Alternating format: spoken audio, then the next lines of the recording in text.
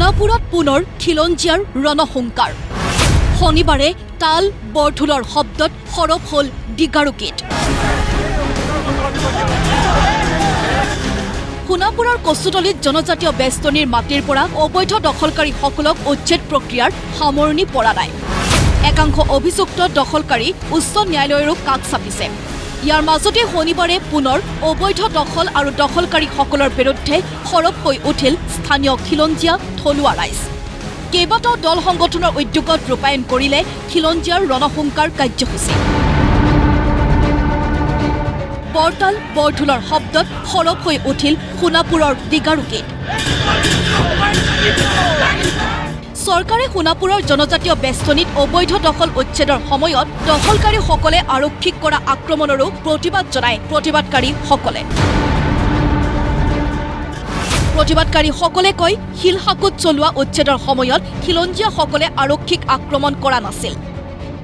অসমৰ বিভিন্ন প্ৰান্তত উচ্ছেদ হৈছে তাত এই ধৰণৰ পুলিচৰ ওপৰত বৰ্বৰতা আক্ৰমণ আমি দেখা নাই ইয়াতকৈ কঠোৰভাৱে মুখ্যমন্ত্ৰী ডাঙৰীয়াই শিলহাকুত গুৱাহাটীৰ শিলহাকুত উচ্ছেদ কৰিছে তাত কোনো পুলিচৰ হতাহত হোৱা নাই বা ইমান ধৰণে আঘাত কৰা নাই তেওঁলোকে যদি লিগেলটো মানি ল'ব পাৰিছিল কচুতলিৰ মানুহবিলাকে কিয় মানি ল'ব নোৱাৰিলে এইটো ইলিগেল আছে তেওঁলোকে আঘাতটো নিজে স্বীকাৰ কৰিছে কিন্তু কাৰোবাৰ উচতনি তেওঁলোকে তাত পুলিচক বা প্ৰশাসনক আক্ৰমণ কৰি পেলাই আঘাত হানিছে এইটো আমি গৰিহণা দিছিলোঁ আৰু গৰিহণা দিয়াটো আমাৰ সত্য আৰু গৰিহণা দিবই লাগিব এই ধৰণৰ কথা কেতিয়াও হ'ব নোৱাৰে দেশত এখন আইন আছে আইনখনৰ ভিত্তিত কোনো বেলেগ ওপৰত হ'ব নোৱাৰে আনহাতে উচ্চ ন্যায়ালয়ৰ নিৰ্দেশনা সম্পৰ্কত কয় এয়া এক সাময়িক সকাহ মাথো সকলোকে উচ্ছেদ কৰিবই লাগিব এই কথাখিনি এটা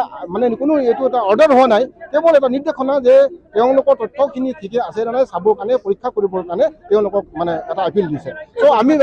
আমি ভাবোঁ যে এই আপিলটো নিশ্চয় চৰকাৰে সঠিকভাৱে দিব লাগিব সঠিক তথ্য দিব লাগিব আৰু ইয়াৰ যিবোৰ ম্যাদী পত্ৰ পাইছে এই পত্ৰবিলাক পোৱাবিলাকো তেওঁলোকৰ বহুত ইলিগেল আছে আৰু ইলিগেল হোৱাটো আমি জানো তেওঁলোকে ভুৱা তথ্য দি মেলি পেলাইও তেওঁলোকে ম্যাদী পত্ৰ পাইছে গতিকে এইটো এভেকশ্যন হ'বই ইয়াৰ অন্যায় ইলিগেল প্ৰতিবাদত আমি আজি ৰণদংকাৰ নিচিনা আমি কাৰ্যসূচী আমি ঘোষণা কৰিছোঁ একেলগে ফাঁকি আৰু প্ৰবঞ্চনাৰে জনজাতীয় বেষ্টনীৰ মাটি বিক্ৰী কৰা সকলকো শীঘ্ৰে গ্ৰেপ্তাৰৰ দাবী জনালে প্ৰতিবাদকাৰীসকলে মানুহক কোনে আনি বহাইছিল কোনে চৰকাৰী মাটিত দালালি কৰি যেতিয়া প্ৰতি খণ্ডৰ নিচিনা মাটিখিনি বিক্ৰী কৰি 1,02,50,000 টকাত বিক্ৰী কৰি সেই মানুহকেইটা সংস্থাপিত কৰিছিল সেই মূল দালালসকলক কাল্পিতসকলক এৰেষ্ট কৰিব লাগিব অলৰেডি তেওঁলোকৰ ওপৰত একশ্যন আৰম্ভ হৈ গৈছে যাৰ কাৰণে আজি তেওঁলোক পলা সাৰিছে